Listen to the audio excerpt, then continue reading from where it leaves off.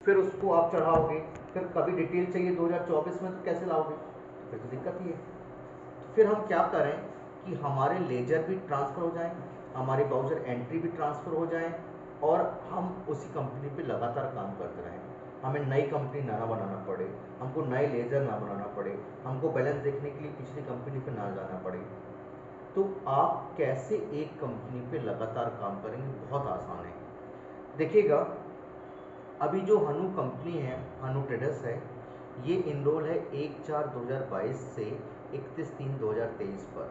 अब हम इसी कंपनी में कंटिन्यू काम करना चाहते हैं, हम नया कंपनी नहीं बनाना चाहते, हम यहाँ के लेजर और ब्राउज़र एंट्री को ट्रांसफ़र नहीं करना चाहते।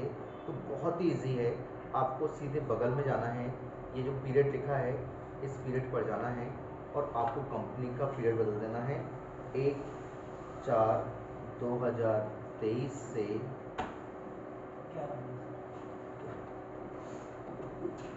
1/4/2023 से 31/3/2024 कर दो। ये देखिए चेंज हो गया, कब बदलेंगे? हो गया 31 तारीख के बाद। बस 31 तारीख के बाद देखो बदल गया कंपनी का फाइनेंशियल ईयर 1/4/2023 से 31/3/2024। इसका मतलब है अब इस कंपनी में आप 2022 की कोई एंट्री नहीं कर सकते, वाउचर एंट्री, क्योंकि फाइनेंशियल बदल गया। चलो करके देखते हैं, वाउचर पे जाते देखो यहाँ क्या आ रहा है 1/4/2023। अब अगर आप यहाँ पर 1/5/2022 की एंट्री करना चाहते हैं, आपने कोई सा ले लिया, जैसे आपने यहाँ पे ले लिया कि मोहन ट्रेडर्स को चुका रहे हैं, देखो मोहन ट्रेडर्स का यहाँ पर बैलेंस भी आ रहा है। इसका मतलब ये है कि लेजर भी जाएंगे, उसका बैलेंस भी उसके साथ जाएगा, तो आपको मालूम चल जाएगा किसको कितना लेना है, किसको कितना देना है।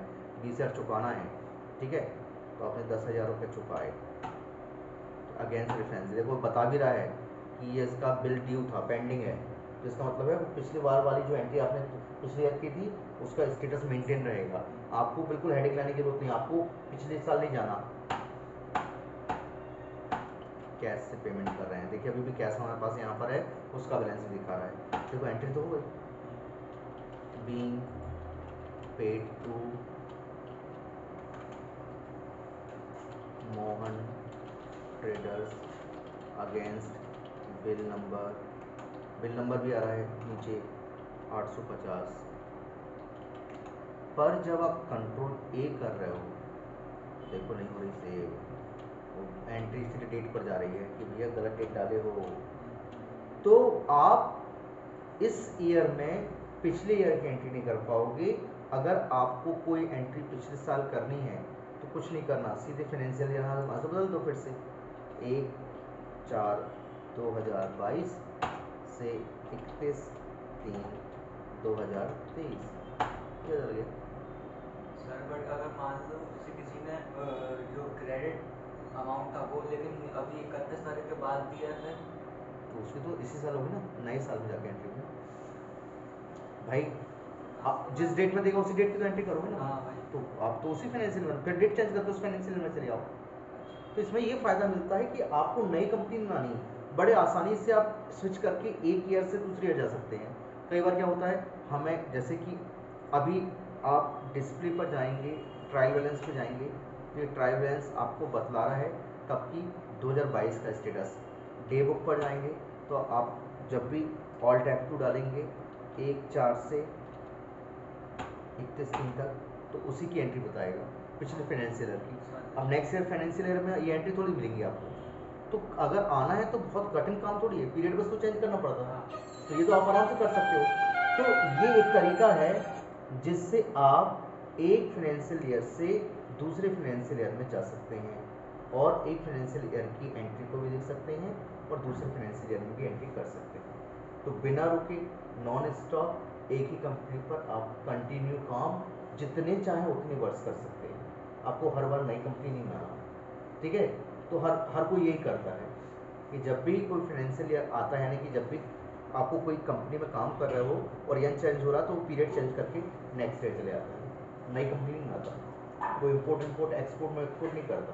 वो तो मैं आपको बता दिया कि आपको एक ही कंपनी कोई दूसरी कंपनी में उसका यूज़ करना है तब आप करोगे, अदरवाइज नहीं होता, ठीक है। तो चलिए लिखिएगा एक ही कंपनी पर लगातार वर्षों तक कार्य करते रहना। हेलो, देखो ब्रो, बोला मैंने। हाँ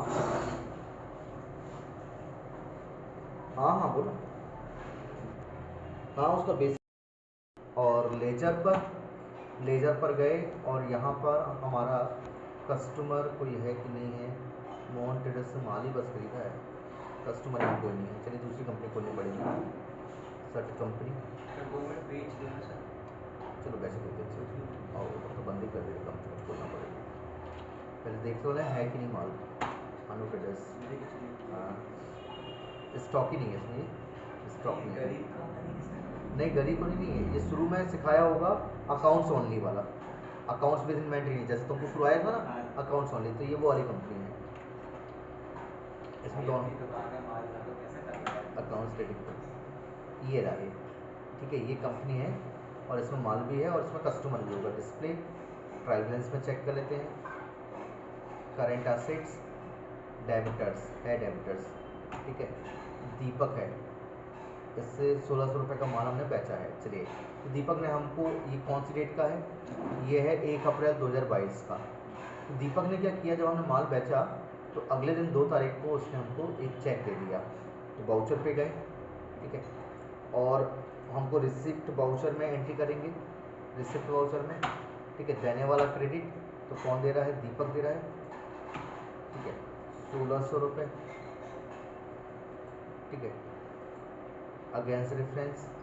और यहाँ पर आप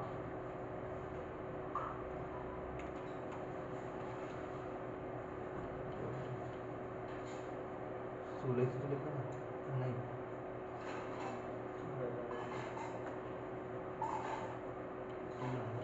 हाँ,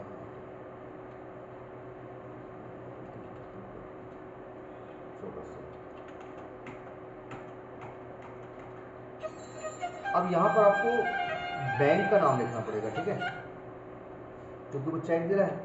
समझो यहाँ पर हमने लिख दिया bank of India under bank account, ठीक है। अब यहाँ पर आपको क्या करना है, ये देखो ये लिखा है पोस्ट डेटेड, क्लिक कर देना है। ये जो चेक है ये पोस्ट डेटेड चेक है, ठीक है ना। और यहाँ पर जो एंट्री करेंगे आप, एंट्री में वही डेट डालेंगे जिस डेट का आपको चेक मिला है। मान के चेक मिला हमको 1/12 का, 1/12 का, ठीक है ना, थोड़ा लंबा चेक है। 1/12 उसने माल भी दिया है, 1/12 कुछ कैश दे दिया है और बाकी गारंटी के रूप में उसने ये दे दिया है 1/12/2022 का। चेक नंबर यहाँ लिखेंगे आप, जो भी चेक नंबर मिला आपको वो चेक नंबर लेंगे। रिसीव्ड बाय दीपक, ठीक है। अभी हमारी जो एंट्री चल रही थी वो 1 अप्रैल की चल रही थी। डिस्प्ले पर गए, डे बुक पर गए, रिसिप्ट की एंट्री 1600 रुपये की, ये देखिए ये रही रिसिप्ट की एंट्री, ये रही, ठीक है, 1500 की,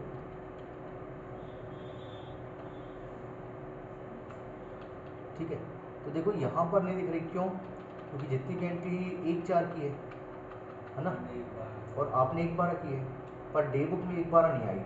जबकि नॉर्मली क्या होता है, आप जो भी लास्ट एंट्री करते हैं डे बुक में वही एंट्री दिखती है, पर वो एंट्री पोस्ट डेटेड चेक की थी। और देखो यहाँ पर भी दिखा रहा है 1/4, जबकि लास्ट एंट्री यहाँ पर 1/12 की होना चाहिए। तो एक्चुअली में अगर आप कोई पोस्ट डेटेड चेक की एंट्री करते हो ना, तो वो वहाँ नहीं दिखेगी, तो कहाँ दिखेगी, तो वो दिखती है एक्सेप्शन रिपोर्ट पर, ये लिखा है पोस्ट डेटेड वाउचर, और ये देखिए ये दिख रही है आपको 1600 की एंट्री। अब जब आपका ये डेट आएगी कौन सी, 1 दिसंबर की, तब ये पोस्ट डेटेड चेक क्लियर होगा। तो एक्चुअली में पोस्ट डेटेड चेक की एंट्री आपको यहाँ नहीं दिखेंगी, आपको टैली में जाना पड़ेगा एक्सेप्शन रिपोर्ट पर, और जब वो डेट आएगी और आपका चेक क्लियर हो जाएगा तो फिर आपको इसको पोस्ट डेटेड को यहाँ से हटाना पड़ेगा, ठीक है, इसको करेंट करना पड़ेगा, करेंट, ठीक। जब वो डेट आ जाएगी तो आपको क्या होगा, एक्सेप्शन रिपोर्ट को खोल के देखना पड़ेगा कि कौन कौन से चेक हमको पोस्ट डेटेड मिले हैं, और जब ये क्लियर हो जाएगा तो फिर ये एंट्री यहाँ से हट जाएगी, ये देखिए हट गई, और डे बुक में आ जाएगी, ठीक है। 1 दिसंबर, देखिए ये लिख के आ गया 1 दिसंबर, आगे लास्ट एंट्री, ठीक है। तो फिर अभी यहाँ तो आपका 1/4 चल रहा है, तो फिर आपको डेट ऑल्ट प्लस F2 दबाकर 1/4 से 1/12 की एंट्री करनी पड़ेगी, तो उसमें जाके आपको ये रिसिप्ट वाउचर में एंट्री मिल जाएगी, ये लास्ट में कि आपको पेमेंट रिसीव हो गई है, ठीक है। और दीपक का लेजर अगर आप चेक करेंगे तो दीपक का लेजर भी खाली हो चुका होगा, ये देखिएगा करेंट एसेट में दीपक का लेजर है ही नहीं, सन्डी डेब्टर्स कोई है ही नहीं, क्लियर हो गया। तो ये कहलाती है पोस्ट डेटेड चेक की एंट्री। और इस एंट्री करने पर फ़ायदा ये मिलता है कि जैसे आपने पोस्ट डेटेड चेक रख लिया तो आप तो भूल जाओगे, परंतु अगर आपने उसकी एंट्री कर दी तो आपको ये एंट्री एक्सेप्शन रिपोर्ट पर मिल जाएगी, आप जाके देख सकते हैं कि आपके पास कितने पोस्ट डेटेड चेक हैं, और जब आपको डेट आएगी तो आप जैसे उसको बैंक में लगाएंगे और यहाँ पर भी क्लियर हो जाएगा तो यहाँ पर वो एंट्री कर देंगे, ठीक है। तो ये बेसिकली टैली में इसलिए करके छोड़ दी जाती है ताकि आपके पास कलेक्शन आ जाए। सर मान लो उसने वो मतलब चेक क्लियर करने के बाद पेमेंट क्लियर कर दी है, तो फिर आप उसको एंट्री को डिलीट कर दोगे और सीधे उस डेट की एंट्री मार दोगे, उसको डिलीट कर दोगे ना, ऑल डी से डिलीट कर आएगी, वहाँ से डिलीट मार दोगे और आप जो कैश रिसीव हुआ उस डेट की आप एंट्री कर दोगे। सर जैसे इसमें मतलब 1/12 को आपने चेक क्लियर करने की डेट डाली, मान लो हम भूल गए हमने नहीं करी चेक क्लियर, तो इससे तो अलग हो जाएगा। इससे अलग हो जाएगा, जैसे वो 1/12 क्लियर हुआ आगे बढ़ा, समझो आप 1/6 को पहुँचे तो फिर हट जाएगा, क्योंकि 1/12 तक रहेगी पोस्ट डेट चेक। वो तो हमारी दिक्कत है ना सर, हाँ अकाउंट भाई, इसलिए तो उसने एंट्री अपन ने करके यहाँ छोड़ दी। ऐसे रिमाइंडर वगैरह नहीं है? नहीं देता रिमाइंडर, वो आपको ही चेक करना पड़ता है, तो इसलिए यहाँ पर एक्सेप्शन रिपोर्ट है, ठीक ना। एक्सेप्शन का रिपोर्ट का मतलब ये होता है कि सब रिपोर्ट को छोड़कर एक्सेप्शन, नॉर्मल रिपोर्ट जो रहती है वो ये है, सब सामने दिख जाती है ये यहाँ पर। एक्सेप्शन रिपोर्ट का मतलब है इन रिपोर्ट को छोड़कर ऐसी रिपोर्ट जो बिजनेस की दूसरी जानकारी आपको प्रोवाइड करती है वो एक्सेप्शन रिपोर्ट कहलाती है, जैसे negative stock, negative ledger, overdue reception, overdue payable, यानी कि पेबल जो था देना था एक डेट को, क्या होता है जैसे अपने 15 तारीख को कोई 15 दिन की साइट मिली थी और आपने 15 दिन की साइट के बाद भी नहीं दिया तो वो ओवरड्यू पेबल कहलाएगा, वो यहाँ दिखेगा आपको। मेमोरेंडम वाउचर याद रखने के लिए, पोस्ट डेटेड वाउचर। तो एक्सेप्शन रिपोर्ट का मतलब ये है कि आपका ऐसा रिपोर्ट जो कि नॉर्मल रिपोर्ट को छोड़कर आपकी दूसरी फाइनेंशियल स्टेटस को दिखाती हैं, उनको एक्सेप्शन रिपोर्ट को दिखाते हैं, आउटस्टैंडिंग को दिखाती हैं, ठीक है। चलो नोट कर लो इसको, लिखिएगा।